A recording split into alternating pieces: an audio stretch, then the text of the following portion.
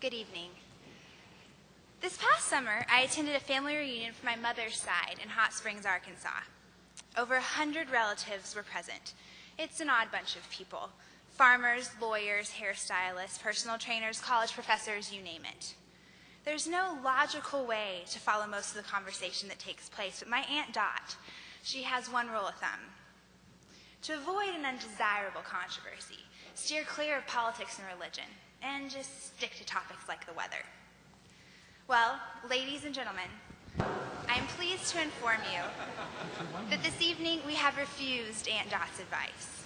I assume no one entered this auditorium for a safe conversation, so there will be little disappointment when I tell you that the debate this evening has nothing to do with the weather and very much to do with politics and religion. Taking into consideration Mr. Hitchens and Mr. D'Souza's past two debates, I have no doubt that it will be both spirited and perhaps even controversial. I'm Kylie Humphreys, the student body president of the King's College, the hosting institution of tonight's events. And I've been asked to introduce this evening's debate, co-sponsored by the Intercollegiate Studies Institute and tothesource.org. The vision of the King's College is distinctive. So much so, that King's is something of a mystery to many outsiders who observe. The New Yorker remarked that the college was a curious addition to the Empire State Building's giant roster of misfit tenants. The National Review Online noted King's as a fascinating experiment in higher education. And the Village Voice even questioned what a Christian college's purpose might be in New York City. In practice, King's seeks to educate, equip, and inspire high-quality students to engage the national dialogue with courage and ambition. It wants to produce a persuasive voice in a society where the best lack all conviction, while the worst are full of passionate intensity. By teaching students how to think clearly and deeply in the intellectually vibrant city of New York, the college hopes to see its students enter the public square in defense of truth. The college is grateful for two other sponsoring organizations which have made tonight's event possible. The first is the Intercollegiate Studies Institute. As part of their Cicero's Podium, a debate series focused on great ideas, ISI aims to elevate civil discussion, promote genuine intellectual diversity, and encourage thoughtful citizens to think about the books and ideas that have shaped our experience in ordered liberty. For more information on Cicero's Podium or ISI, visit isi.org or their table located in the lobby. We'd also like to thank tothesource.org for their generous support of tonight's debate. To the Source is a forum which seeks to integrate thought and action from a Judeo-Christian framework. Through weekly email reports from influential critical cultures, To the Source addresses specific, timely issues that challenge hardcore secularism with principled pluralism. From its inaugural broadcast of 100 people to today's nearly 30,000 subscribers, To the Source continues to offer insightful commentary to embolden men and women of faith for greater civic involvement. As you entered this evening, you should have received a small brochure about the King's College. Inside, you'll find some information about To the Source, should you like to subscribe to their free newsletter. There's also a comment card that gives you the opportunity to let the college know if you'd like to know more about future events, the college, or perhaps even visit our campus in the Empire State Building. And finally, allow me to introduce Dr. Marvin Alasky, who will serve as the moderator for this evening's debate. Dr. Alasky is the provost of the King's College and editor-in-chief of World Magazine, the fifth most read news weekly in the United States. Dr. Alasky comes to this stage respected for his insight into the spheres of journalism and academia, as well as his engagement in the topics of religion and politics, he himself having sat opposite Mr. Hitchens this past May when they debated the topic, "Is Christianity good for the world?" Perhaps we can ask Dr. Alasky after tonight's debate whether he prefers debating or moderating. Please welcome Dr. Marvin Alasky.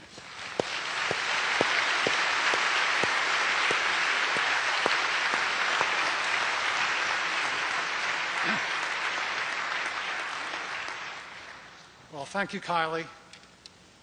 All of us are here because our debaters need very little in the way of introduction.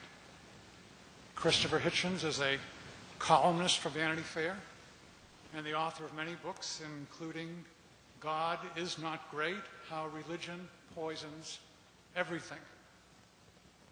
In a review of that book, Richard Dawkins praised the deadly accuracy of Hitchens' critique and offered this advice: if you are invited to debate with Christopher Hitchens, decline. Relax. Relax. Now, Dinesh D'Souza, who has not declined, has written influential books such as The End of Racism and The Virtue of Prosperity. One reviewer said this about Dinesh's new book, quote, infinitely more sophisticated than the rants produced by Richard Dawkins and Christopher Hitchens. What's so great about Christianity leaves those atheist books in the dust? Well, we shall see. Ground rules for tonight. Dinesh goes first for 10 minutes, then Christopher has 10 minutes. Each has a 5-minute rebuttal, and then we let them go at each other directly for 15 minutes. We'll then entertain questions from the audience, not speeches or homilies, questions please, with King's College students getting the first 3 questions. Dinesh, Christopher, please pay attention to the timekeeper who has signs indicating a 2-minute warning and then a stop sign. So let's begin. Dinesh, you're up first.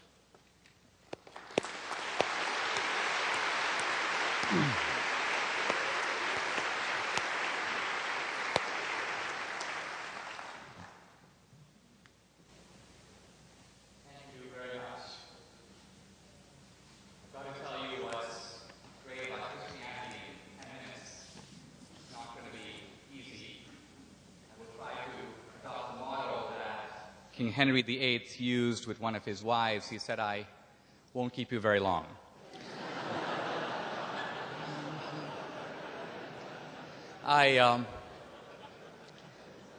This is Christopher Hitchens and my 3rd time around. We've debated other topics before. It's our first time debating this issue. I really welcome the opportunity. In my opening statement, I'm going to make a positive statement about Christianity. In my rebuttal, I will correct the mistakes of Christopher Hitchens. Now, we're living in a very unusual time in which atheism has emerged as a kind of militant phenomenon. And in the face of that, that's a little bit odd. Because if you are an unbeliever, why be militant? I don't believe in unicorns, but I haven't written any books on the subject. I don't spend a lot of time denouncing unicorns. I live my life as if unicorns did not exist. But what we have from the atheist side is a belligerent attack on theism and specifically on Christianity. I want to try to answer this attack by using the same tools of reason and skepticism and science and evidence that is the banner under which the atheists march. In no way this evening will I rely on scripture or any kind of theology to make my points. I'm going to focus entirely on reason and evidence. Let me begin, if I may, this way.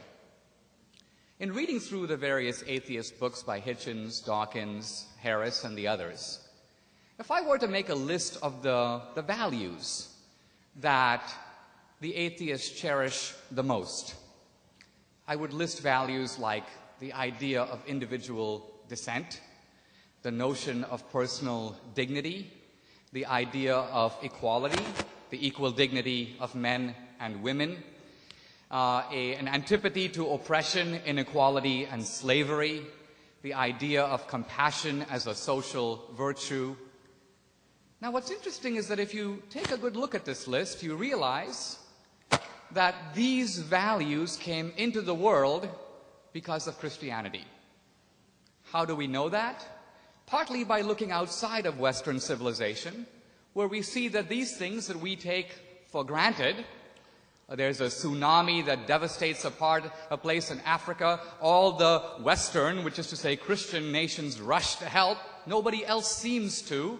Something unique is going on that's internal to our civilization. Now you might say, well, Western civilization isn't just built on Christianity, it's built on Athens, by which we can say classical reason, and also on Jerusalem, which is Judaism and Christianity. And yet if you look at the world of Athens, which is to say Greece and then pre-Christian Rome, you discover that those were civilizations that were based on slavery. They were civilizations where women were treated very badly. They were civilizations where human life didn't count for a whole lot. The Spartans notoriously would leave the feeble child on the hillside to see if it was still alive in the morning. And the great philosophers of Greece and Rome viewed these incidents with equanimity. They didn't think it was a big deal. It is only from Christianity that these things that had been uncontroversial for a long time become controversial for the first time. In Sam Harris's book, he tries to blame slavery on Christianity. But the reality is that if you look at history, slavery was a universal institution practiced in every known culture. The Greeks and Romans had it. The Chinese had it. There was slavery in ancient India. American Indians had slavery long before Columbus got here. So it is Christianity that mobilized the first movement in the world to oppose slavery. First the Quakers and then the evangelical Christians took a theological idea that we are all equal in the eyes of God. An idea that, by the way, for some centuries was seen as a merely spiritual truth, and they gave it a political application. If we are all created equal in the eyes of God, no man has the right to rule another man without his consent. This idea became the moral engine of the anti-slavery movement both in Europe and in America. And this concept is not only the moral root of anti-slavery, it is also the basis of democracy. What's the premise of representative democracy? No man has the right to rule another without consent. And I want to turn for a moment to science, because one of the rallying cries of modern atheism is the supposed incompatibility between Christianity and science, an incompatibility rendered puzzling at the outset because if you make a list of the leading scientists of the West in the past 500 years, you find that the vast majority of them were not only theist, but specifically and devoutly Christian. This was true of Galileo, Copernicus, Kepler, Brahe, Priestley, Lavoisier. You can just go down the list all the way through Gassendi, Mersenne, Mendel. Some of these guys were monks. Like Mendel, Gassendi, and Mersenne were priests. So right away you have a puzzle. We have literary theorist Christopher Hitchens and biology major Sam Harris positing a supposed conflict that was not evident to the great scientists of the West, stretching from Kepler to Newton. I want to make perhaps a further point about this, though. Not only were these scientists Christian, not only did they see their work as revealing the divine handiwork in the universe, but I want to argue that modern science itself is based on three Christian assumptions that are at root metaphysical. Assumption number one: the universe as a whole is rational.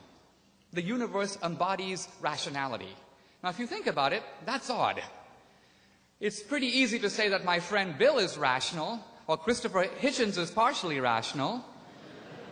It's another thing to say that matter and objects and planets embody a certain kind of rationality. They follow rational principles. Number two, the universe obeys laws that are comprehensible in the language of mathematics. Again, if you think about it, that's very strange. If I'm driving my car, I can follow laws. I see a stop sign, I come to a halt. How does matter obey laws? How does the electron know what to do? If we look at matter, it is unbelievably well behaved. It follows the laws of Newton's inverse square law. It obeys Einstein's laws. The point I'm trying to get at here is that this is a metaphysical proposition. A third one. The laws out there in nature are mirrored by the goings-on within our minds. We can apprehend and understand the laws. Very odd. Why should the goings-on within our head match the goings-on in the universe? Now, if you're a believer, you know why. God is believed to be omniscient, which is to say super-rational. He built the universe to embody rationality.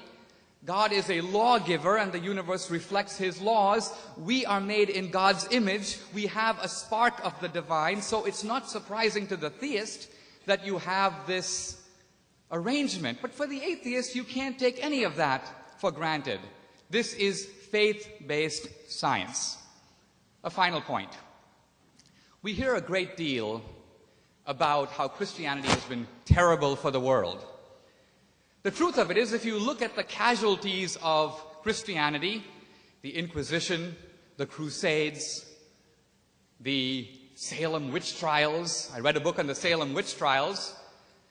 I had been educated to believe the Salem witch trials had killed thousands, or at the very least hundreds of people.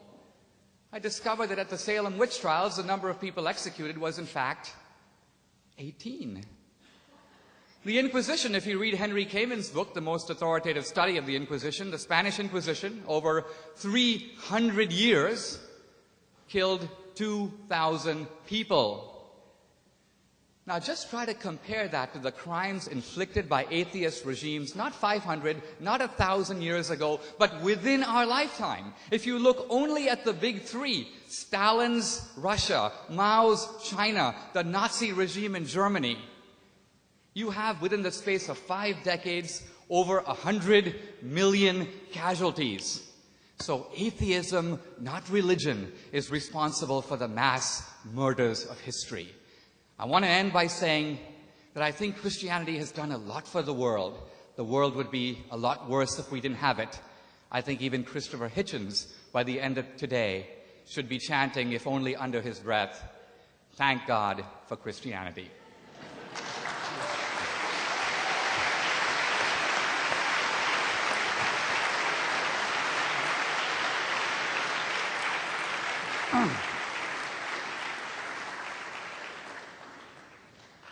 Well now, Mr. Chairman, ladies and gentlemen, comrades, friends, brothers, sisters, I would be self-sacrificially a Christian if I cut into my own time, limited as it is, to pay any compliments, so I won't, except to say that Dinesh is one of the most formidable debaters I've ever encountered on any subject, that he has the further great advantage of actually believing in this stuff. You try it. You go up and down the country, ask a Calvinist, does he really believe in Calvin's theory of predestination? Ask a Roman Catholic, do they really believe in the virgin birth? You get all kinds of Life of Brian evasions from them. It's metaphorical, really. No, Dinesh believes this. That's very useful. And then I want to thank the alarmingly polite and wholesome faculty and staff of the King's College. Now, I'm asked to prove that Christianity is the problem, and I'll try to do that, but for now, all I need to say is it's a problem or part of the problem, being as it is what we know it to be, a loose plagiarism from Judaism, and along with Judaism, one of the other two religions plagiarized in turn, that's given us all the blessings of Islam. So it's part of man-made religiosity that trades under the brand name of monotheism. And the problem that all three have in common is that of faith. Faith, in other words, that a man-made religion can actually keep a promise of salvation, not just in this life and the next. Dinesh, you'll notice, was careful to say, well, certain social ameliorations can be written down to Christianity. He didn't claim that it was a salvation in this life or the next, just that some of its adherents have occasionally taken liberal stances. Well, I think he'll find he has a higher standard of proof in front of an audience like this. That's the first belief that faith involves.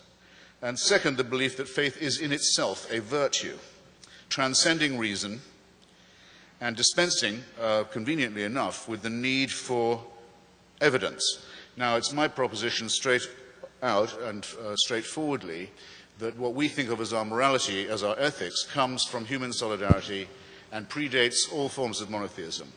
Don't let it be said in your hearing, ladies and gentlemen, any of you who have any self-respect, that though we know the story to be fiction of the Exodus and the wandering and the encounter in Sinai, we know that really to be a metaphor, but taking it to be true that my mother's ancestors wandered all that time under the belief that perjury and murder and theft were okay, only to eventually bump into Mount Sinai and receive the news it wasn't kosher after all. We have to have more respect for ourselves than that. Any human society that had believed those things wouldn't have got that far. I think it's pretty safe to say. Christianity, in other words, is masochistic as well as partly sadistic. It attacks us in our deepest integrity. It says that you and I wouldn't know a right action, wouldn't be able to derive it, or a right thought without the permission of a celestial dictatorship that guards us while we sleep, that can convict us of thought crime, that supervises our every waking moment, that is in fact the origin of totalitarianism in the obeisances that it demands of us, and that will continue to judge us and persecute us and supervise us even after we were dead.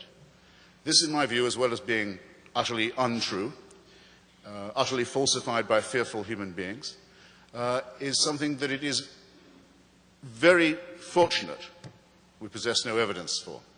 How horrible it would be if we were condemned to live in this posture of gratitude, permanent gratitude, to an unalterable dictatorship in whose installation we had had no say. And let me add, the worst of that would be if that dictatorship was benign. That would be the thing that would make it insufferable. Some of us refuse it, and we do so on what we confidently say are moral grounds, as well as the ground that the story is a fairy tale, made up by fallible and opportunistic human beings. Why else would I say, in the time I've got left, that Christianity is, as well as untrue, immoral? Well, it offers something horrible, vicarious redemption. You're told that by applauding a human sacrifice, a particularly cruel and revolting one, that took place before you were born, to fulfill a prophecy in which you had no say, condemns you either to punishment and sin if you don't accept it, or, if you do accept it, offers you the chance that your own sins can be forgiven you. Well, everything is wrong with this picture. First, as with the original proposition of a deity, it requires of you compulsory love as well as compulsory fear. You have to simultaneously love someone, you're commanded to love them, and be frightened of them at the same time. This is no way to teach morals. Second, you're told not that you might get a second chance, or that your debts can be paid. I can pay your debts if I care enough for you. I could serve your time in prison if I wished. But I can't forgive you the sin. I can't absolve you of the responsibility for what you've already done. I can't wash you white as snow. And the desire to be washed in that way and to be free of responsibility is itself an immoral one and should be rejected by anyone with any, I'll repeat the term, with any self-respect. So the vicarious redemption by human sacrifice is an immoral preachment with very immoral implications, as is compulsory love coupled with compulsory fear. The idea that the laws of nature can be suspended in your favor if you make the right propitiations is a lie. Dinesh points out what a lie it is. Einstein says how marvelous it is. The great thing about the universe is its laws never are suspended. They are never suspended. They do operate according to a beauty, a logic, and a symmetry that we don't quite yet understand. We're getting to understand them better. Dinesh points it out rather intelligently to you. What does Christianity say? Those laws can be suspended, and in your favor too, if you make the right prayers and propitiations and sacrifices. There can be, a virgin can conceive, a dead body can walk again, your leprosy can be cured, the blind can see. Nonsense. It's not moral to lie to children. It's not moral to lie to ignorant, uneducated people and to tell them that if they will only believe nonsense, they can be saved. It's immoral. The totalitarian concept of the afterlife, the hideous idea, doesn't even occur in the New Testament. doesn't occur even in the violent rape and genocide-filled books of the Jewish Bible. There is no punishment of the dead. When God has destroyed your tribe and had your virgins and your children murdered in front of you and your flocks and herds scattered and so on, and you also fall down to a bronze sword, he's done with you. The earth can close over you. That's it. You've tangled with the wrong tribe, the one he favored. Not until gentle Jesus, meek and mild, are you told, if you don't make the right propitiations, you can depart into everlasting fire. One of the most wicked ideas ever preached, and one that's ruined the lives and the peace of mind of many, many children, preached to them by vicious, child-hating old men and women in the name of this ghastly cult which we're met here to discuss tonight. I don't need 2 minutes to finish with this religion, but thanks. I have a moral challenge on this point. Answer me this if you think that morality comes from the supernatural and we require celestial dictatorship permission for it. Name me a moral action committed by a believer or a moral statement or ethical statement uttered by one that could not be made or uttered by an unbeliever. I've asked this in a number of venues and forums now. I'm going to keep on asking it. I've not yet had an answer. If I was to ask anyone in this room, however, could they name a wicked action performed or a vile statement made by someone attributable only to their religious faith, there isn't a single person here who would have to hesitate for a second in discovering what that was and saying it. Why is it incompatible with knowledge and science? It's for this reason. We calculate that the human species, Homo sapiens, has been around now. Carl Sagan thought perhaps 200,000 years. I would say 100,000. Not more, not less. In order to believe the Christian message, you have to believe this. For those 100,000 years, people were born, died, usually, many of them, in childbirth, either the mother or the child. Life expectancy, perhaps 20 years, 25. Died of microorganisms they didn't know existed. Genesis doesn't mention them because the people who write Genesis don't know there are microorganisms. Earthquakes would have been terrifying. Tsunamis, volcanoes, mysterious events. War and famine superimposed on this. You can all fill out this picture for yourselves, I'm sure. That was our life. For tens of thousands of years, on and on it went.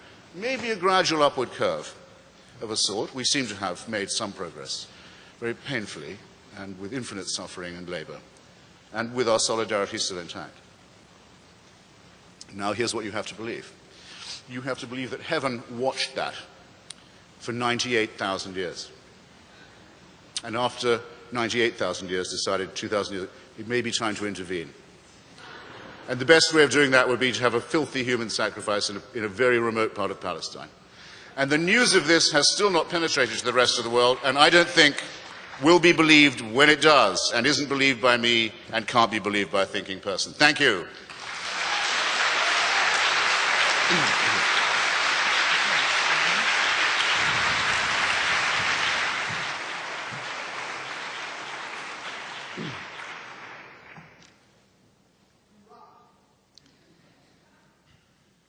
Somewhat like the mosquito in the nudist colony, I'm trying to decide where to begin. I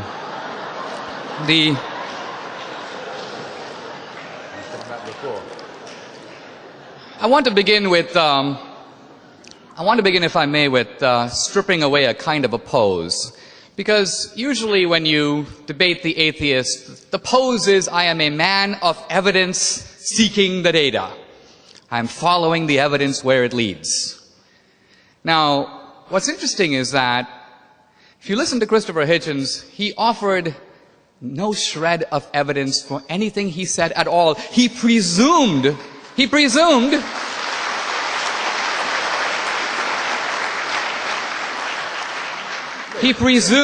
that God does not exist. He presumed the Christians made it all up. He presumed, let's take one of his seemingly firmer presumptions. Scientific laws are inviolable.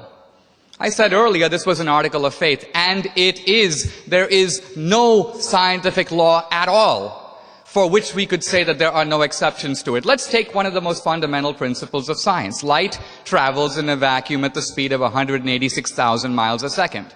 How do we know that? We've measured it. 1 time, 2 times, 10 times, 1,000,000 times. The philosopher David Hume says even if you measure it 50 million times, you cannot draw an unrestricted general conclusion from any amount of empirical tests. And why? How do we know that on a distant star 5 million light years away, light travels at that speed? Do we know? We do not know. We guess. We assume. Science is based on those kinds of assumptions. So it is the skeptic David Hume who destroyed this idea that scientific laws admit of no exceptions. And if scientific laws do admit of the possibility of exceptions, miracles are possible. Now, let's look at Christopher's portrait of Christianity, which is the heart of his case. It's not fundamentally about, I think, evidence. It's fundamentally, somewhere I believe Christopher called himself not an atheist, an anti-theist. And I think what he meant by this is, it's not that I don't believe, I hate God. I hate Christianity, and I hate its founder, Jesus Christ. Why? Why? Now, if you look at history, not even as a believer, here is Christ, one of the mildest men to set face on the earth, harmed absolutely nobody, introduced radical new principles which, if followed, would make our world immeasurably better. Don't just return an eye for an eye, forgive your enemies, turn the other cheek. As a counsel of personal decency and holiness, the power of forgiveness, these are the radical new ideas introduced by Christ. They are seen by Christopher as wicked ideas, even though they have done so much to make our world what it is. It's sadomasochistic, he says. Well, if you look at it purely from human terms, here's a guy, he was killed brutally, but if you accept the Christian premise that God sent his son, not just to be killed, but to be resurrected. It's the resurrection that's the core of Christianity, not the crucifixion. So it's not a sadomasochistic thing, it is a triumphant thing. And here I want to get to the core of all this. I want to read a quotation, if I may, from Christopher, and it's something he sort of said this evening. He says, it would be horrible if it were true that we were designed and then created and then continually supervised throughout all our lives, waking and sleeping. It would be like living in celestial North Korea. Here I think we get an insight not only into the motive, of atheism, but also into the nature of God himself. And here's what I mean. The way the atheists portray it, God is meanly flinging the atheist into hell. Wrong. We hear from Christopher Hitchens, he doesn't want God. He's shutting himself out from God. He doesn't want heaven. He sees it as a form of abasement, a form of humiliation, a kind of unending parade with flowers in which he's going to be handing out garlands. He doesn't want it. In short, the gates of hell are locked from the inside. When the Bible says that salvation is a gift of God, many people think it means that God gives you the gift of salvation. No. That's not what it says. It doesn't say salvation is the gift from God. It says salvation is the gift of God. God is the gift.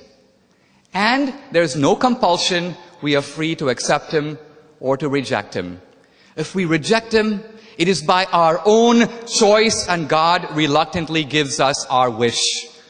There's no sadomasochism in that. There is only free choice, the choice to reject God. Thank you.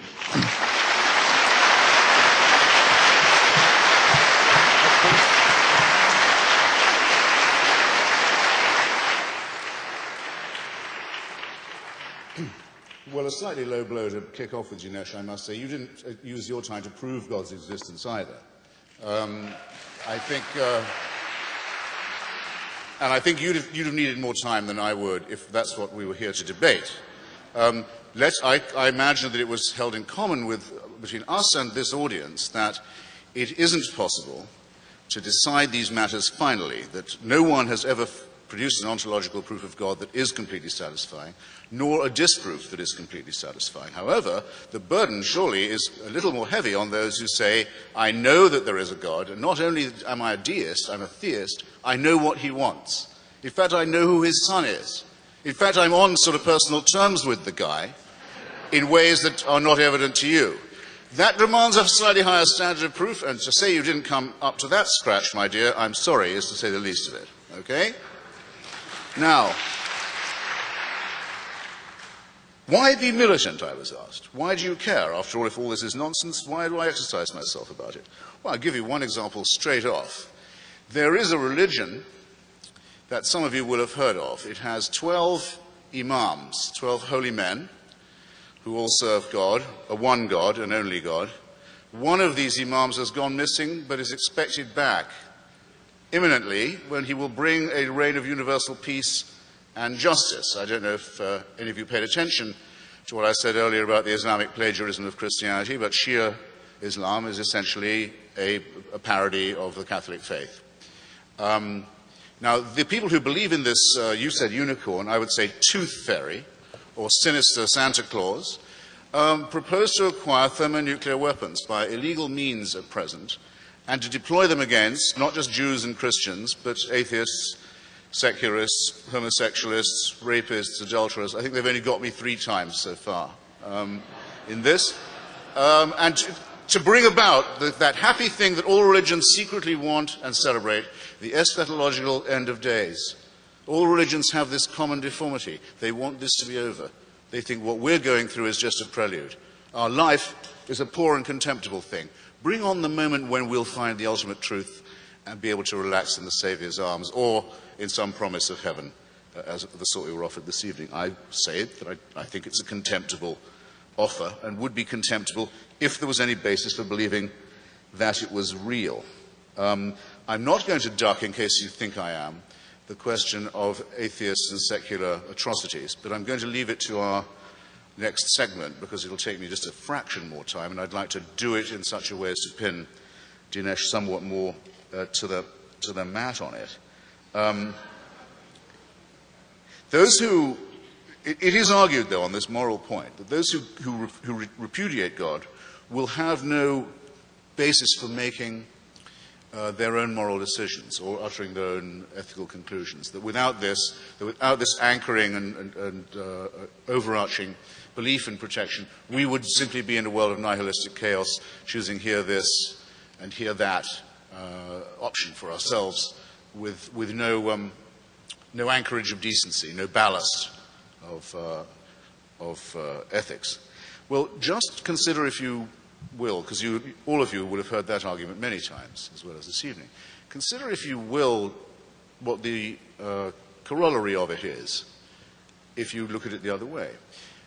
Is there anything that is forbidden to anybody who says they have God on their side, who says that they have God with them? Is there any evil that they forbid themselves to do? Is there any enslavement or rape or dispossession they haven't committed? Is it not the case that, I'll just take the other case of the Shia Muslims, whose claim to a God and to his being the spokesman of morality is just as valid as that of any other religion, as far as I can see? Well, in their religion, it's forbidden to execute a virgin, whatever crimes she may have committed in Iran. Can't be executed as a virgin. But if sentenced to the death penalty and still a virgin, she can be raped by the Islamic Revolutionary Guards and then executed, because she isn't a virgin anymore.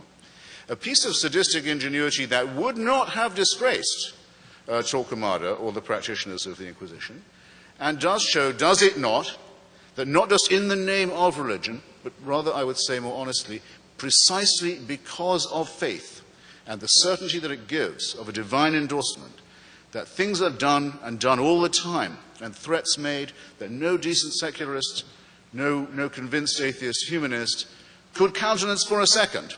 And of course, atheism is no guarantee. An atheist can be a nihilist, can be a sadist, can be a fascist, can be a communist. These are sufficient rather than necessary conditions that I'm talking about.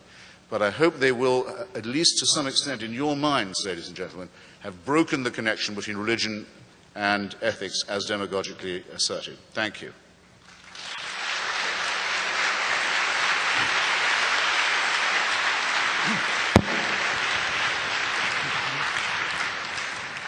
Yes, we'll now move to 15 minutes of cross-examination, with Dinesh getting the first question and the debaters going back and forth. Now, if you have a question that you'd like to ask the debaters, you may, in about 10 minutes or so, begin lining up over there.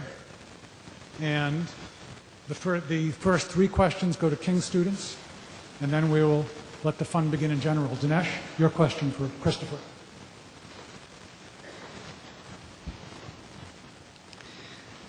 Could you name any scientific law whatsoever for which you have certain knowledge that there are no exceptions? No, I couldn't. I mean, Thank you. I made a different assertion. I said that Einstein says the laws of nature are not suspended. That's quite different. You chose to attack a position I hadn't actually espoused. And you had said yourself that there is an obedience to law, observable. I can quote you. Or but you my quote point was yourself. that was an article of faith. That was not a demonstrated proposition. Einstein knew that, and that's why Einstein was a theist. Einstein believed that God represented a great mind that sustained these laws in that way. You're completely wrong twice. Einstein was not a theist. Einstein was very explicitly not a theist. He was a deist. He said he was a believer in the God of Spinoza, the God that does not intervene in human affairs, that does not answer prayers, that does not take sides in human quarrels, that does not make judgments on human behavior. Well, Spinoza was not... That's as far from theism as it's possible to get, and you should have got this by now, Dinesh. You really should. Christopher, you're a little bit... There's a difference between deism and Spinozism, but I'll come back to that. I want to turn to something else. You asked for how can we reasonably think that God exists? Let me ask you this question. Scientists who begin to look at the universe ask themselves this question: why does the universe have the rules that it does? Why does the universe operate according to the particular dials and parameters it has? What if those parameters were a little different? And the scientists who look at that said, if you change these parameters even an infinitesimal amount, if the gravitational force were slightly different, or the strong nuclear force, or the electroweak force, we would not have this universe, we would not have life, we would not be here having this debate. Now, what is your explanation for how we live in such a fine-tuned universe? It would seem to suggest a fine-tuner or designer. Darwinism is hopeless here because it's not accounting for the universe, only for transitions among life. So what is your rational theory for why we live in a fine-tuned universe? Right. Well, there's a good reason why no one comes to me for arguments about physics, so I'll have to take, but I'm not ducking the question. Just for your notebooks, ladies and gentlemen, there is a book by Professor Victor Stenger on this subject. Dinesh deals with it also in his book, that makes the bold claim that science actually negates the case for the existence of God. Well, Stenger says the laws of physics come out of nothing. Do you agree with that? Further than I would have gone, I'm saying I recommend that you read it. A chasm of tautology yawns at the feet of all those who go in for this argument. Richard Dawkins actually said to me once he thought it was the most interesting argument he'd so far heard or encountered in all the debates we've all had with the faithful. And it is, because there's something extraordinary about it. Of course, also appeals to us, because anything that says to us, you might not have been here, but you are, so that must be something majestic, is obviously appealing to us. It's sometimes known as anthropocentric. Look at the consequences. Look at an example just in the suburb of this argument where we happen to live. A tiny solar system on the very, very edge of the known universe, with a sun that is going to flare up in a while into a red dwarf, go out, having boiled us alive, on the only planet in its solar system that can support, or I think ever has supported, anything like life. Of the other planets, most of them are either or all of them, I should say, are either much too hot or much too cold. This is just in our hood, on our block, to support life. And that's true also of huge tracts of our own dear planet, which we happen to know, whatever argument we take about it. Christopher, I'm sorry, you're filibustering me a little bit here. This is cross-examination. It's poised on a climatic knife edge. So I would say, bear that in mind, and I would add, quite some design, and quite some designer. Well, you said that... No, I thought it was my turn to ask the question. Yeah. Well, actually, I will forego my question to you if you'll re-ask your question to me about atheist tyrannies and massacres. And I won't take too much time on it. Otherwise I have to ask it to myself. I'd be willing to ask you those questions if you let it go in a cross-examination. Otherwise, I ask a question and you take up all the time. Well, no, that's why I was asking. That's why I was asking you if that condition would seem fair. I mean, I must answer the question which you have asked me in one of your contributions. Shall we leave it for a... Let me do it this way. How about if I put the ball in your court, you pose the questions to me on this topic, and we can go back and forth? All right, then. Okay. Okay. On this question, then, of atheists and secular dictatorships that I'm only just mentioning, has it ever struck you that the original totalitarian movement of the 20th century, the one that actually invented the term totalitarianism, popularized it, claimed it for itself, the movement of Mussolini, Franco, Salazar, the Ustasha in Croatia, Father Tiso in Slovakia, you'll see where I'm going with this now, was basically only another term for the Catholic right wing. There's nothing secular about fascism. If there had been, the Vatican would not have signed treaties and concordats with all of the movements and governments that fascism created. I don't think I need to waste very much more time on that. There's a big literature on it. The Church keeps on apologizing for this, as for its engagements with similar political movements and governments in Latin America after the Second World War, after the main battle against fascism was over. The German version of this is not the same. It's quite clear that Hitler disliked Christianity, though he never repudiated his Catholicism, praised the Church in Mein Kampf, asked for his birthday to be celebrated, which it was every year in every Catholic church in Germany by the order of the Vatican. And Christopher, my turn? Well, wait. Just in view of this, in view of the fact that not one person, according to Paul Johnson, Catholic historian known to you, I think has praised your work, up to 50% of the Waffen-SS were confessing Catholics, none of whom were ever threatened with excommunication for their activities. The only Nazi I know of to be excommunicated by the Roman Catholic Church was Joseph Goebbels. And do you want to know why that was? Do you want to guess? He married a Protestant. Magda Goebbels was a Protestant. The Church said, excuse me, we do have our standards. All right. This is not secularism, Dinesh, and it's quite false to say. And it's actually, there's an insinuation in it that I reject and resent. It's quite false to say that these are the outcomes of secular politics. Thank you. When I first came to America, or rather, wouldn't you say? It's supposed to be a question.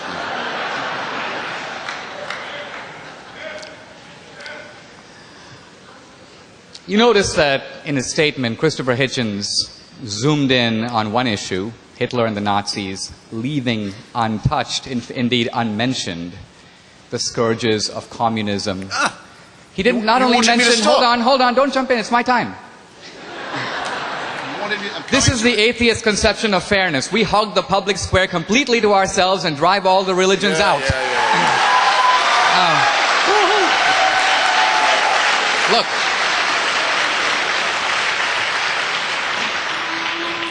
You wanted me to stop. I need about 2 minutes to answer you. Okay, fine. Not only did he not mention Stalin, not only did he not mention Mao, he didn't mention Pol Pot, Ceausescu, Fidel Castro, Kim Jong-il. Now, Richard Dawkins in The God Delusion says, well, there's a big difference. The Christians did what they did in the name of religion, but the atheists aren't committing their crimes in the name of atheism. Now, this is what happens when you let a biology major out of the lab. Because here's a guy who knows nothing of history. I wouldn't accuse you of that, Christopher. But all you have to do is read Marx. All you have to do is familiarize yourself with communism. It was an explicitly atheist ideology that sought to create a new man and a new utopia, liberated from the shackles of traditional religion and traditional morality. It was no accident, as the Marxists said. They always targeted the churches. They always killed the clergymen and the priests and so on. Now, the case about Hitler is very interesting. You should read Richard Evans' multi-volume History of the Third Reich. In the beginning, Hitler thought, I can make some friends among the Lutherans and the Catholics, and so he invented something called positive Christianity, which was basically Nazi Christianity. He praised Christ basically because he said that Christ was the only one alert to the dangers posed by the Jews. But you only have to read the book to realize that Hitler hated Christianity. He hired people around him who were all atheists. Their explicit goal, the moment they got into power, was to destroy the church, which was seen as doing what? Putting a little bit of a moral bridle on the horrible plans of Nazism. So ultimately, it's not the Christians. Christians ultimately are accountable in some ultimate sense, atheists or not. And that's why the atheist regimes killed more people in a week than the Inquisition could kill in 3 centuries. And why? Because of the maxim stated by Dostoevsky and the brothers Karamazov, if God is not, everything is permitted.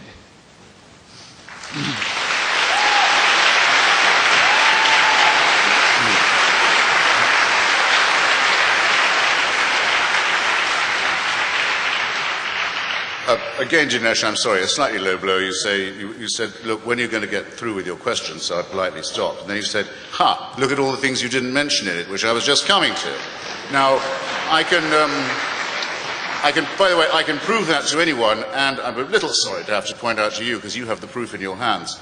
There's a whole chapter of my book on this subject that deals with Stalin and the rest of them. And you know that's true, even if the audience don't. Well, may I answer? This is not a question I'm going to duck. To the contrary, it's one I've insisted on taking up. Would that not be, I appeal to the fairness of the audience, is that not what I've been doing for the last 15 minutes? So don't accuse me of running from a question I'm trying to confront. Now, take Russia in 1917, which I think you want me to do. Is it not the case that for centuries, hundreds and hundreds of years, millions and millions of Russians have been told that the head of the state is something more than human? Not quite divine, but a little more than human. The head of the church, the Tsar, the little father of his people, and that from him all blessings come. And under this benign Christian rule, serfdom, the publication and circulation of the protocols of the Elders of Zion, the original fabrication of anti-Semitism, many other similar delights are born. Well, you're Joseph Stalin. You inherit this situation. You shouldn't be in the dictatorship business, I submit, wouldn't you agree, if you can't take advantage of a huge reservoir of credulity and servility like that. It's ready-made for you.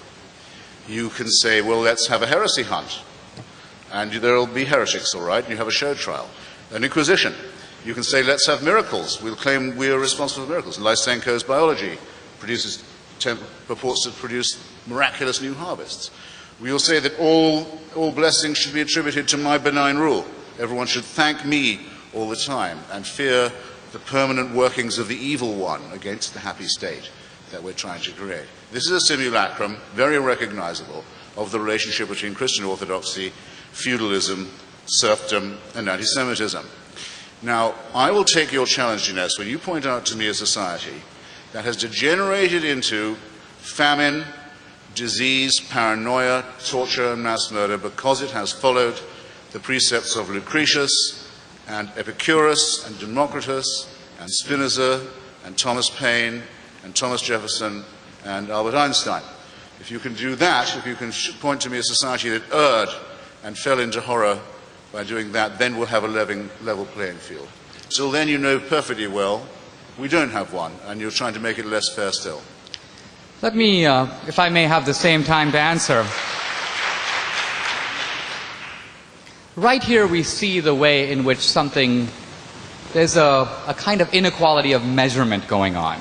We find among the atheist writers an attempt to blame religion not only for its own crimes, but also the crimes of atheism. Sam Harris, in his book The End of Faith, says the following. He's trying to prove that suicide bombing is entirely religious. But he knows that the inventors of suicide bombing in the modern form are the Tamil Tigers, who are fighting over land and are fighting over self-determination. So he says this: while the motivations of the Tamil Tigers are not explicitly religious, they are Hindus who undoubtedly believe many improbable things about the nature of life and death. The cult of martyr worship that they have nurtured for decades has many of the features of religiosity that one would expect in people who give their lives for a cause. So the Tamil Tigers see themselves as secular combatants in a political struggle. But Sam Harris detects a religious motive because these guys are Hindus, and surely there's some underlying religious craziness that explains what they're doing. Now we turn to Christopher Hitchens. I want to read, if I may, a line from Daniel Dennett in his book, Breaking the Spell. He says this.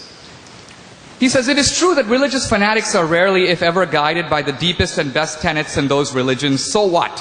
Al-Qaeda and Hamas terrorism is still Islam's responsibility, and abortion clinic bombing is still Christianity's responsibility. Here's what he's saying.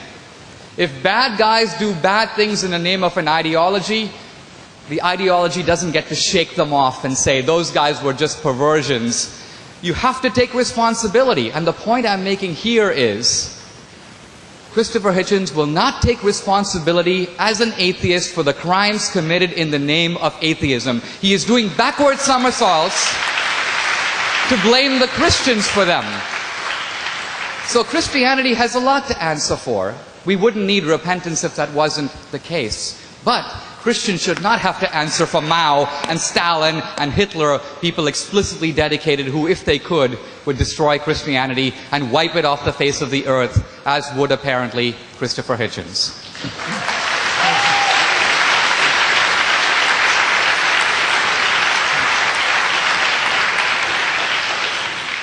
It's time to let questioners from the audience get in on the fun. First three questions, King's College students. Do we have a question?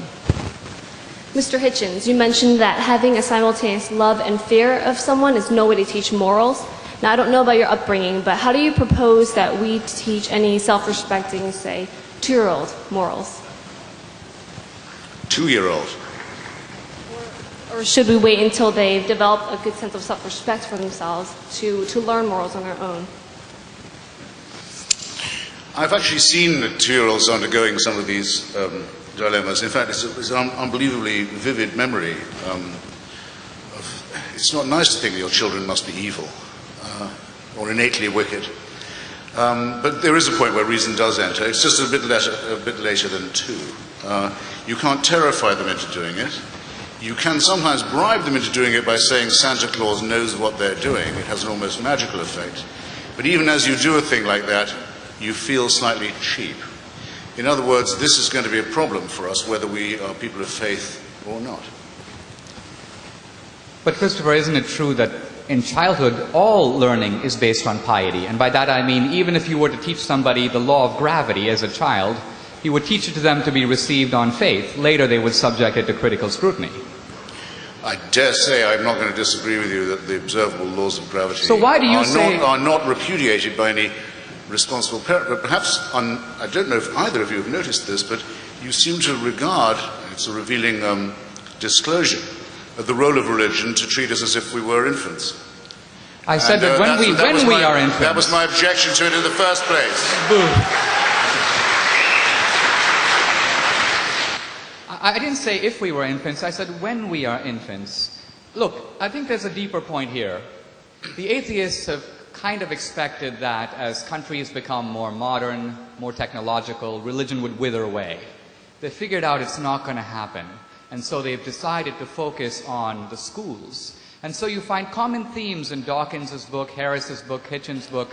Why do parents have the right to inculcate religious values in the young? Shouldn't that be something that is taken over by the schools and done, you may say, in an atheist way? Or at least the schools are seen as deprogramming the religious beliefs that parents inculcate into children.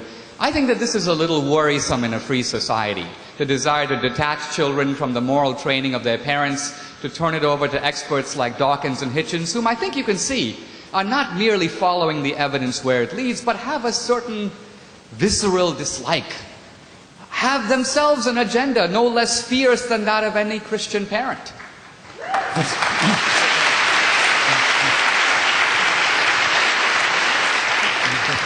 This is a question for Mr. D'Souza. It's a statement you made earlier that the laws of nature reflect the goings-on in our head. I'd love to hear you elaborate on that a little bit more. The point I was getting at is this. When I said earlier that the laws of nature, the universe is lawful, we only have to go to other cultures to see how odd that is. The Muslim writer Al-Ghazali says, how can the universe obey law? How can matter obey laws? He says the universe is a reflection in the mind of Allah. Everything happens because Allah intervenes every single nanosecond to make it happen. Now that's not the belief of Christianity. Now, if you imagine that in our heads are atoms and molecules and neurons firing away, I ask you, what logical necessity is there for the workings of these neurons in here to match the laws of the universe out there, why should there be a correspondence between the two? Again, as a theist, I have an answer. As an atheist, he has a guess. And in fact, he's been hanging an awful lot on that guess tonight. The reason I'm not defending this or that miracle, but I'm simply saying that we have a very limited understanding of You haven't nature's defended any laws. miracles, as a matter of fact. I'm sorry? You haven't defended any miracles, as a matter of fact. Well, in my book, as you know, I defend one, the resurrection. I lay out the evidence for it in a very much in a historical way. But that was my point, that there's a strange correspondence here that ultimately relies on faith. And the only difference ultimately with the atheist is he relies on the evidence while denying the metaphysical ground on which it stands. Isn't that true? Metaphysical drama is a bit strong, I think. It's whole cloth fabrication. Isn't science based on metaphysical assumptions? I still think you misrepresented David. If you see something apparently involving suspension of the laws of nature, shall we say, the sun standing still so Joshua can win his battle, all right? Or the raising of Jairus' daughter, or even my favorite miracle, the turning of the water into wine at Cana. A tribute to the Hellenistic influence that still persisted in Palestine at that time. You still have to ask yourself the question, which is more probable, that the laws of physics or nature have been suspended, by the way, in my favor, or that I'm under a misapprehension? Everyone has to ask themselves that question. That's if they saw it themselves. If they take it as a report issued through and filtered through dozens of other non-eyewitnesses and corrupt texts down the years, then I would think anyone who says that they think of the resurrection as a historic fact is advertising a willingness to believe in absolutely anything. Let's have another question.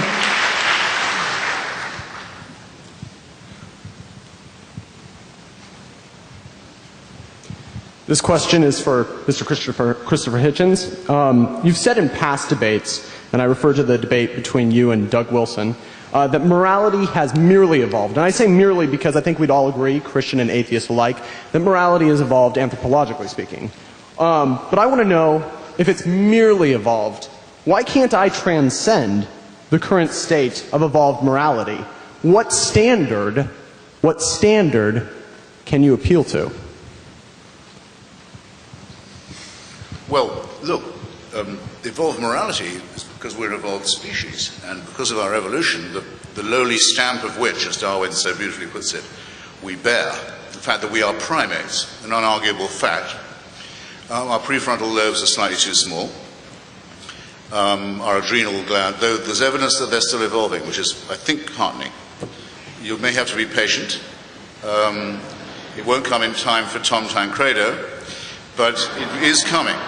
And our adrenaline glands are too big. They produce more adrenaline than we need. And there are all kinds of other problems with our whole bearing and nature. Some people would like to call this original sin. It's certainly true we have some innate inbuilt design flaws. There isn't going to be any supernatural solution to this, and nor can it be supernaturally commanded to go away. As Fulk Greville says, you can't create people sick and then order them to be well. And that's what religion does. And it's because it makes impossible demands on people and insists they believe in possible things and obey laws that cannot actually be followed that I accuse it of totalitarianism, the essence of which is the combination of authority with caprice.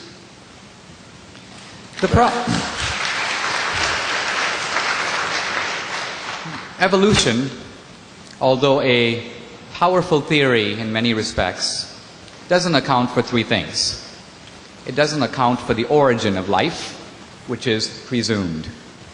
It doesn't account for the origin of consciousness, for which Steven Pinker says there is no explanation. It doesn't account for morality. Now, the evolutionists have been trying very hard to do it. And they look at morality as a form of extended selfishness. If a mom jumps into a car to save a kid, it's because they share the same genes. That accounts for about 1% of morality. But what about the morality that has no genetic benefit? I get up to offer an old lady a seat in a bus. I don't do it because tomorrow I hope I'll get her seat. Or she'll do the same for me. I give blood. Even Richard Dawkins says there's no evolutionary explanation for that. Give me liberty or give me death. The man who helped the Good Samaritan. When we do altruism, or what Christianity calls agape, charity, with no hope of return, there is no evolutionary explanation at all. Now, I want to suggest that this is pointing us to a much deeper truth, and that is this. It is true that we are animals in the sense that we too, like animals and like non-living things, obey the laws of nature. But I want to suggest that the very fact that we have morality, which depends on free will, means that there is a dimension of us that exists, one may say, transcending the laws of nature. Here's why.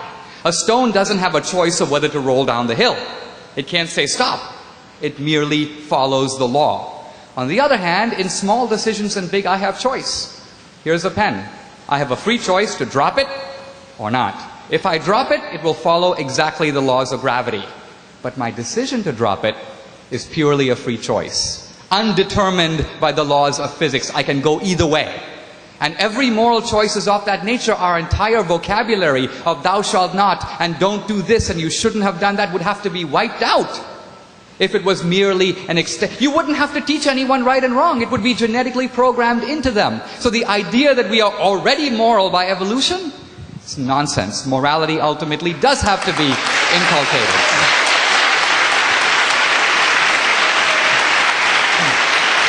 Next question, please. Yeah, well, I think, I'm sorry, if, with your leave, that demands a little correction. First, just take the Good Samaritan. Since he was already known of by Jesus of Nazareth, assuming he ever existed, the man from Samaria, his good behavior can't be attributed to Christian teaching, can it, by definition? And if you recall, all the people who behaved worst in that story were priests and Levites and the other devout ones. So they seem to have got he seems to have got his idea of human solidarity without divine or religious permission. Christianity did not exist at the time. Anyone here who isn't a serf can say for themselves, yeah, were you taught that it might be a good thing to give blood? Was this inculcated into you? I can certainly say it wasn't into me. When I was a socialist, it was one of the things I was most proud of. I would go to give blood because we were proud of the fact that the British National Health Service never had to buy any. There was always enough. There were always enough people who would go and give a pint. Because why not? Why, by the way? They weren't giving one. I give a pint, I don't lose it. I regenerate it quite quickly. But someone gets one. Something in that gesture appeals to me. Christopher, I've done someone a good thing, and it hasn't cost me a sacrifice, and I don't have to act as if I've just done something incredibly virtuous and self-sacrificial and pious. And then, yes, as a matter of fact, I do have a very rare blood group, and one day I'm going to need some blood myself. And I hope enough other people are thinking about me in their way too. What supernatural or celestial permission is required for this, I ask you? And I will answer. Creates a mystery where none exists. I will answer. In many cultures, people don't give blood. In many cultures, this idea that you should give a part of yourself for some guy that you don't even know, there's an old Indian proverb, the tears of strangers are only water. The point I'm trying to get at is, it seems to me that on a personal level, you're right. No one maybe had to say to you, give blood, give blood, give blood. What you're missing is the fact that here you are, atheist Christopher Hitchens, educated and raised in a Christian culture, the culture of Christian Europe, where this idea of compassion, which was not there in the world before, Aristotle scorned it. Aristotle praised magnanimity, the superior man deigning to the inferior man, but not compassion in the sense of feeling for the other guy. It was Christ who invented that and brought it into the world. Now, you are parasitic on that. You are acting out those virtues, but you're refusing to pay debt or even acknowledge the Christian source of them. That, it seems to me, is a little ungrateful historically.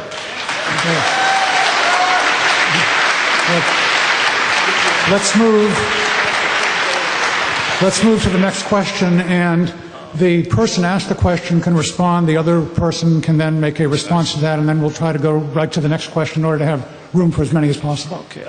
Gentlemen, thank you for showing up tonight. It was a pleasure listening to you at this point. I have a lot of things I have to say, but of course I want to get succinct on it.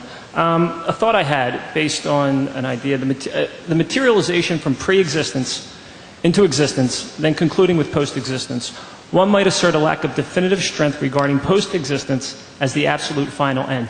I just want to touch on the notion of what appears to be emerging from non-existence. And I understand that there's science saying that things have happened, and I'm really not in either one of your corners, I feel. But I feel like this is substantial for me. Do you have a question? Yeah, the question is, I'm trying to generate some feedback, because I think maybe we could humble down and say, hey, well, you know, we are somewhat in the unknown based on linguistics, and we're somehow trapped in this sense of the unknown. I mean, you may feel, I know you're science-based, I know you're somewhat religious-based, but this merging out of non-existence into existence, and then back into post-existence, do you see a pattern there, a 0, 1, 0 pattern? And do you want Dinesh or Christopher to answer that? And then row 4 would indicate, if you filled out that pattern, I would suggest a 1. Now just tell me what your general idea of that is, your sense of that, not necessarily taking it to verbatim. I think we should take that as a statement. I move we take that as a statement. That's fine. I don't know if it's unchristian Next. to note, Next, but in fact. okay, Next. let's move on. Another?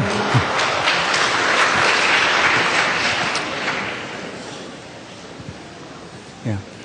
Dr. Hitchens, I come from Tonga. No, in the Professor South Hitchens, Pacific. please. Professor, before Christianity came, Tonga, Fiji, they have men for dinner. And in Tonga, it was a mess. My question is, let's say they did not come to the Pacific. What do you have to offer us as an atheist? What do you have to offer us? Well, should I ventriloquize the question? I'm not sure everybody heard it. The gentleman is from the island of Tonga, which is in the Pacific. It used to be a British Crown possession. I don't know if it still is. I'm certain that's how the Christians got there anyway, thanks to British imperialism. And he says that before the Christians came, people were freely dining off one another.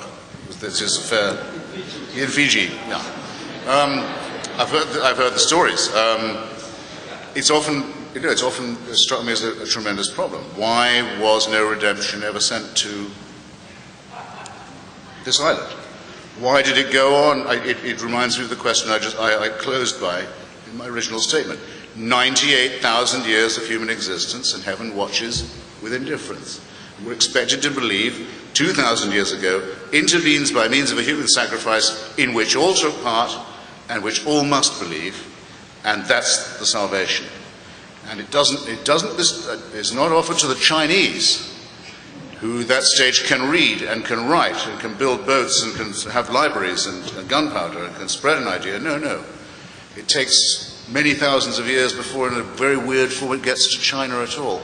There are parts of Borneo where people still practice cannibalism, where this message still hasn't spread. Now, this isn't a problem for me because I regard it as man-made. It isn't a problem for me. This is my answer because I regard it as man-made. The answer for you must be, unless you accuse humanism or secularism of advocating cannibalism, which it does not, is how come this design, this revelation, this redemption, this faith-based, and I should remind Dinesh earlier that my identification of the problem was precisely faith, the preference of that over reason and evidence. Why doesn't it seem to work? Why, whenever you ask, why is there so much suffering, misery, ignorance, backwardness, and barbarism? Why is that question unanswerable in the terms in which it's asked? You've just phrased it for Tonga and Fiji. I think Christopher is missing the force of the argument here, which is not simply that the Christians have been negligent in carrying this universal message, but that when Christianity came to the rest of the world, it brought new values into those cultures. One time I said to my grandfather, how come we are part of a tiny Christian minority in India? And he said, 2 words, the Portuguese Inquisition. Meaning that some very zealous missionaries, possibly accompanied with some bayonets, came to India and Christianized the Indians. I want to say 2 things about this, however. Even though that may have occurred at the beginning, you found in a very short time large numbers of Indians rushing to Christianity. And why? As I looked into this matter as I got a little bit older, I discovered that In the Indian caste system, you have 4 castes with the untouchables at the bottom, and if you're born an untouchable, you're finished. There's nowhere to go. You can't get out of it. Many of the people in the untouchable class were very attracted to Christianity because they saw it as affirming the idea of spiritual equality among persons. This was not immediately or even over a long time translated into complete political or social equality, but it meant something to say to somebody, you're not a nothing, you're not a dog, you are a human being, and that alone counts for a lot. What I'm trying to say, and I think what the gentleman here was trying to say, is that most of the world didn't have that. We didn't have it in Western civilization either. Christianity brought it in. Now, it imported some of it from Judaism, but Judaism was for the tribe. God instructs His chosen people. Christianity takes the idea and universalizes it. If you look at the rights that are stated in the UN Declaration of Human Rights, you notice something very interesting. You read those rights, they're universal rights? No. Virtually all of those rights are the specific legacy of Christianity. It's good that they're universalized because Christianity wanted from the beginning to universalize them. But they are not the shared rights recognized in all the cultures and practices, whether religious or non-religious, in other cultures. So I think we're seeing here from people who have experienced it. I don't care about those inquisitors who came a long time ago. I'm kind of grateful to them, although probably my ancestors would not have shared my enthusiasm. But they brought me into the orbit of Christianity and Western civilization, and the fact that I have the values that I do, the beliefs that I do, the respect for dignity, women, equality, and so on, is entirely the legacy of Christianity as it was exported, I'm sorry to say, Christopher, not by the British, but by the Portuguese. The British could have done a better job. Next question, please. The thing is, just a tiny thing. If you claim it for one, you have to claim it for all. It seems to me. It means that means you accept that, yes, Hamas does a lot of good with social services. Yes, Louis Farrakhan gets black kids off drugs. Yes, the Mormons must have had a point, devout as they were, when they said black people didn't have souls, as they did until the 1970s. That everything attributable to religion must be attributable to it. You can't just pick and choose the bits that you like. The abolition of cannibalism is one thing. The Muslims say they abolished child sacrifice, but think of the things they also brought. And tell me if this doesn't show, what I've been arguing from the first, that it is a man-made institution, not a divinely appointed one, and that you get exactly the sort of coincidences you would expect from that. The world looks as it would look if there was no God. Next question, please. My question is for Mr. Hitchens. Sorry, keep getting them, but... That's all right. Movement, evolution, and change are hallmarks of human history. If religion poisons everything, as you claim, why haven't we just gotten rid of it and moved on? Well, I think that there are two reasons. I'll be quick, because I see when you ask. Religion caters to our egocentricity, to our sense of self-importance, as well as to our masochistic tendencies. I'll say what I mean by that. Religion teaches us that we're originally sinful, that we're sinners in the hands of an angry God. The Quran says we're made out of a clot of blood. The Bible says out of dust, that we're born evil, we're wicked, we should sprawl, we should grovel, we should be glad that someone who even cares to look after us at all. Be grateful.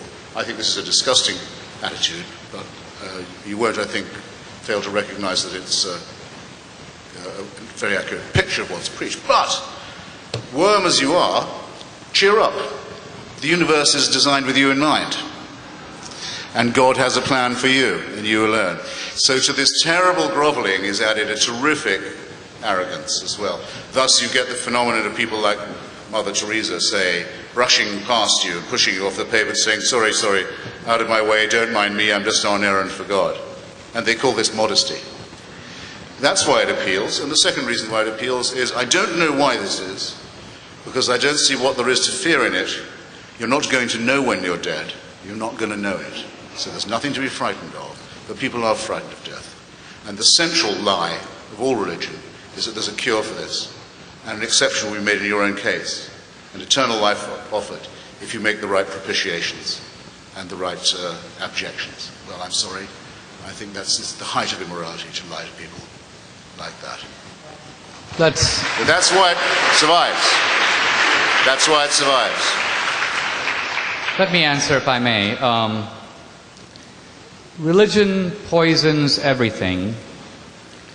Christopher is known for literary flair.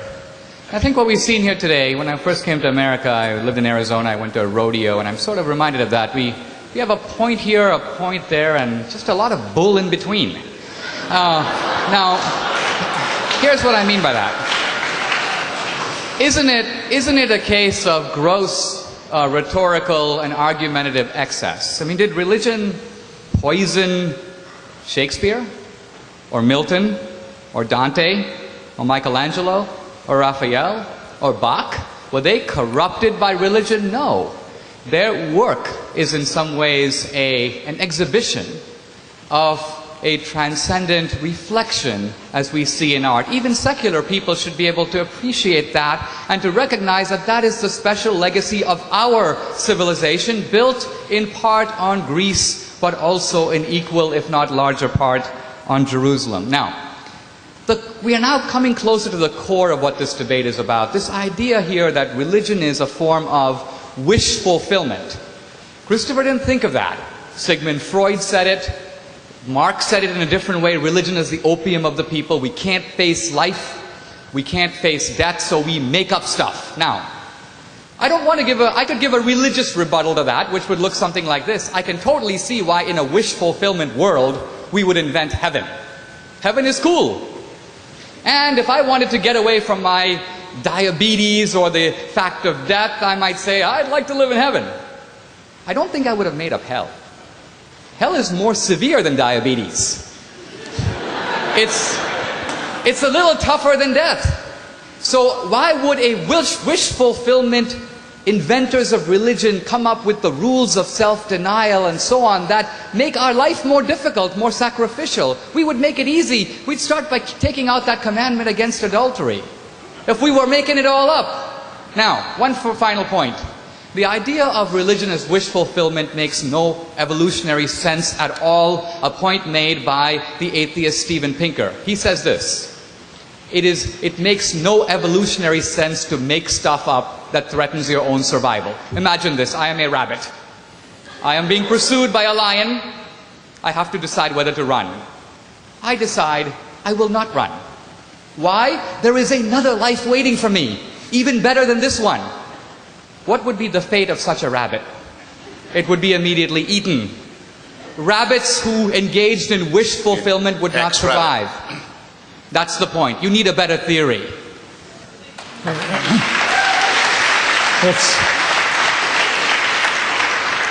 It's 9 o'clock, and normally we would move to concluding statements by our two debaters, but both of them before the debate told me they would waive those last statements in order to allow another question or two. So let's have another one. Mr. Hitchens, you began your opening statement by decrying the very concept of faith or beliefs in the absence of good, solid, supportable evidence. There was an American psychologist named William James who was a great believer in faith. And he insisted that the wonderful contribution of Christianity was to allow us to make leaps of faith that the laws of science or even mere common sense would decry as completely unsupportable. Unlike a man of faith, can a completely rational mind have the courage to, for instance, take a leap of faith with a total stranger that could lead to friendship, or maybe even with a dire enemy in the hope that that might ultimately lead to peace? Well, I think you're confusing the leap of faith with a risk or a chance. The leap of faith, which I attribute to Kierkegaard, not to the varieties of religious experience, is what's necessary to get you across a gap where no evidence exists, and where some of the evidence may be to the contrary.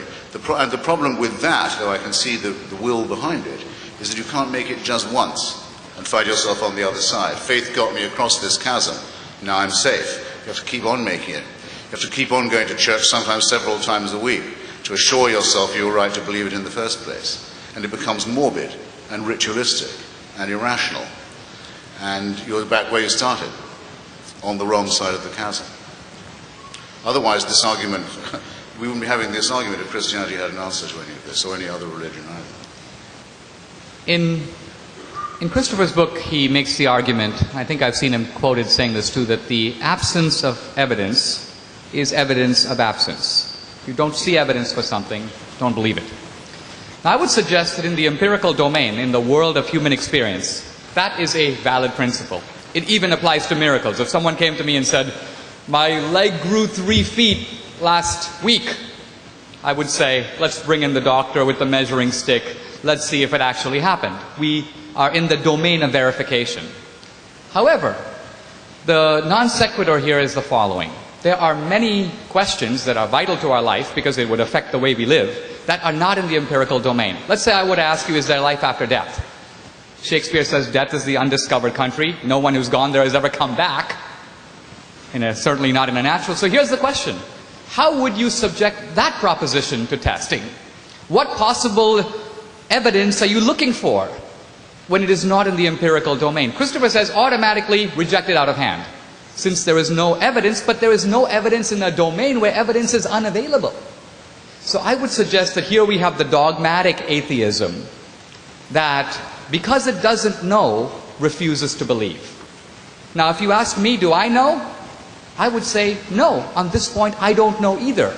The believer shares the agnosticism with the atheist, but the difference is the believer says, even though I don't know, I believe. Remember, the statement of belief is not a statement of knowledge. I know my brother. I wouldn't say I believe in my brother, I know the guy. The reason I say I believe is because I don't know. So what I'm saying is, why is it in any way more irrational for me to take a position on one side of an issue than for him to take the other side of the issue on which there is no empirical evidence on either side? I would submit it's a leap of faith for both of us. The only difference is I am leaping toward God, he's leaping against him.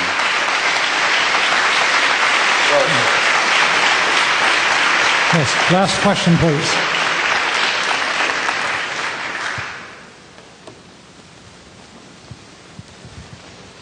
Thank you both. My question is for Christopher. I've heard you say in several debates that I've seen online that you do not deny the existence of either the transcendent or the numinous. And that's the language that you use. Yes. And I was just thinking, given your obvious antipathy towards religious belief and superstition, I think a lot of people come to religion and come to religious belief after having some sort of peak experience, either a transcendent experience, an experience of the numinous. So my question is, how would you advise someone, or what sort of recommendation would you make for someone that has that sort of experience but doesn't want to interpret that in, let's say, a religious vein? Because I think many people will turn to religion because they're so just profoundly disoriented after having like some sort of experience of transcendence. Okay, well, what I say, I'm very touched that you noticed it, is that the transcendent and the numinous, which I wouldn't trust anyone who didn't have as faculties, or faculties which should be distinguished from the supernatural. That, for example, I'm just about to forget his last name. Francis is his first name. He's the Collins of the Human Genome Project, with whom I had a long discussion the other night, says that he was hiking one day. I think it was in the Pacific Northwest. And there was a frozen waterfall that had 3 streams frozen. It was a frozen trinity, if you like. And at that moment, he says, he got down on his knees and accepted Jesus Christ. Now, I will simply have to say, of someone whose work I enormously respect, and who I believe I've quoted correctly, that to me is a wild non sequitur. That people who talk like that are, it may be a deformity in me, I think it's white noise to talk like that. White noise. And I don't think I'm missing anything, because I'm quite just as fond of the music of Verdi, say, as I was when I thought he was a Christian, presumably was, as when I found out that he wasn't. And many other great famous musicians and painters who actually turn out to, in their devotional efforts, not to have been themselves devoted. And that's why I don't think, I'm going to take a bit of my answer to reply to Dinesh just now, on this point of whether these things apply to both of us. No, they don't. When I say I think that that's a meaningless statement, I'm not making a meaningless statement myself. Anyone can say that they understood what I said about Francis Collins's remark. By the same token, when I had a debate on Hugh Hewitt's program, a very fair-minded, very intelligent Christian, he got me on with his favorite Presbyterian. He said, "This is the man you have to beat." And I said, "All right," we went at it. One of the questions I asked him was about the resurrection. Do you agree with the verse in St. Matthew that says that at the time of the crucifixion, all the graveyards of Jerusalem opened, and the dead came out and walked and greeted their old friends and so forth? And I was going on to ask him, because if you do, it seems to me to cheapen the idea of resurrection if it was so commonplace. That's where I was going with it. But he thought I was asking whether literally true or not. And he said, well, as a Christian, yes, I absolutely do believe it. But I'm not so sure I believe it as a historian. I will just have to say that to me, that nonsensical remark is a statement of faith. And what I've just said about its nonsensical character is not itself a meaningless remark, because it's intelligible to everybody here. And that should weigh a little in this argument, it seems to me. Thank you.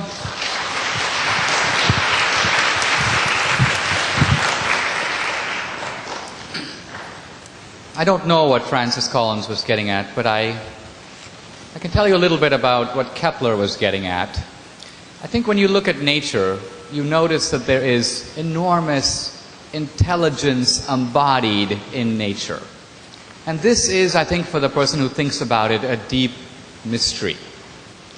Kepler was measuring the movements of the planets, and the theologians all told him that the planets should move in circles. And Kepler realized that was not the case. But he said, I bet you, based on faith, that there is a divine plan for the motions of the planets that is far more ingenious, mathematical, symmetrical, and beautiful than anything you have thought of so far. And when he revealed Kepler's laws, he said, I found it. This is, if you will, God's plan for the universe. There's a deeper point we're getting at here. Earlier, Christopher said, what does Christianity do that's different? Why can't an atheist do the same? He's written a book denouncing Mother Teresa, somewhat irreverently called The Missionary Position. I do want to tell you a very brief story about this and try to say why someone like Mother Teresa might be an object of such derision. Mother Teresa was in Calcutta, apparently hugging a leper, at which point an Indian walking by casually said to her, I wouldn't do that for all the money in the world. And she replied, I wouldn't either. I am doing it for the love of Christ. Oh, please. And gag me with this. The point I'm trying to get at here is, yuck! I can see him champing at the bit, before I turn it over to you, I want to give an explanation for why he's champing at the bit. Religion makes moral demands on us, and Christianity asks that we move outside of ourselves and consider first the welfare of the other person. Now, this is ultimately a little bit of an annoying and an irritating and a difficult doctrine. Even Augustine prayed, make me chaste, O Lord, but not yet. The Christian feels this too. The atheist, I want to suggest, is chafing under the moral rules of Christianity. That's the concentration camp he's talking about. Ultimately, he realizes that a life lived according to the 10 Commandments is a life in which we are accountable. We all live in a world where bad guys sometimes make off with the money, where good guys come to grief. It's not fair. What goes around doesn't come around. But religion says that at the end of the day, what goes around does come around. There is a last judgment. There is an ultimate accountability. I would suggest that as human beings, we chafe under that. We hate the idea that our actions are ultimately accountable, that even the things that we do in private and in the dark are under scrutiny and are being recorded. Atheism is a massive rebellion against that, but it disguises itself as moving along the strict pathways of reason. It's not an intellectual revolt, it's a moral revolt.